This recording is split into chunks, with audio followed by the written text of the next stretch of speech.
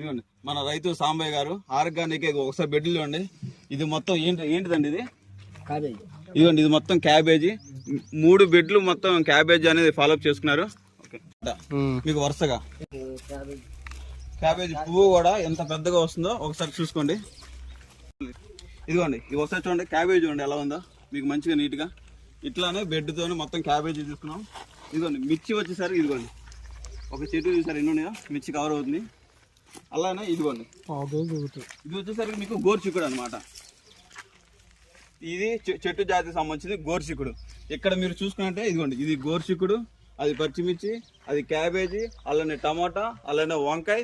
వరుసగా ఆటోమేటిక్గా ఒక ఇంటికి కానీ ఒక గ్రాసరీ అది వెజిటేబుల్ సంబంధించిన అన్ని ఐటమ్స్ని ఒకే పొలంలో మనం పండించుకోవడం అనేది బ్రెడ్ వారీగా మనకు కల్టివేట్ చేసుకోవడం అనేది జరుగుతుంది. ఇదిగోండి ఇది మొత్తం ఈ 4 బెడ్లు వచ్చేసరికి మొత్తం వంకాయ గుత్తి వంకాయలు అనమాట. ఇదిగోండి ఒకసారి చూడండి ప్రతి చెట్టుకి మినిమం వంకాయలు ఎన్నో చూడండి.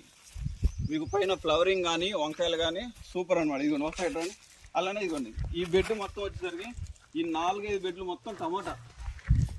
ఎటువంటి పెస్టిసైడ్స్ లేకుండా ఓన్లీ గోవు సంబంధించిన జీవామృతం వాటి మాటికి వేసి ఇదిగోండి టమాటా చూడండి ఎంత ఎర్రగా ఉన్నాయి న్యాచురల్గా. టమాటా టేస్ట్ కూడా చూడండి మంచిగా చాలా స్వీట్ అనేది ఉంటుంది. ఓకే ఇదిగోండి ఇది మొత్తం వచ్చేసరికి మనకి బీట్రూట్. మీకు అంతగా చూడండి ఒక సైడ్ రండి. ఇదిగోండి ఇక్కడ చూడండి ఇదిగోండి మొత్తం బీట్రూట్ అనమాట. ఇవన్నీ చిన్నగా ఉన్నాయి.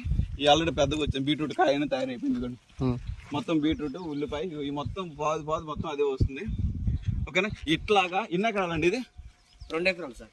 ఇట్లా 2 ఎకరాల్లో మనకు కావాల్సిన కూరగాయలు ప్రతిదీ ఇది కొంచెం ఒకసారి మొత్తం 2 ఎకరాల్లోనే ఇంత చేసుకోవడం అనేది చాలా గర్వకారణం. థ్యాంక్ యూ అండి, మీరు అందరికీ మంచిగా ఆదేశంగా ఉన్నారు. ఇది ఇలాగ చేయాలి. పుట్ట మట్టి కేజీ, 2 కిలోల బెల్లం, 2 కిలోల శనగపిండి, 10 కిలోల పేడ, 10 లీటర్ గోమూత్రం తెచ్చి ఇలా వేసి ఇలా కలుపుకోవాలి మెల్లగా. ఇది ఎన్ని రోజులు ఇలా? 5 రోజులు. 5 రోజులు ఒకసారి అందిస్తాం సార్. 10 రోజులకు ఒకసారి.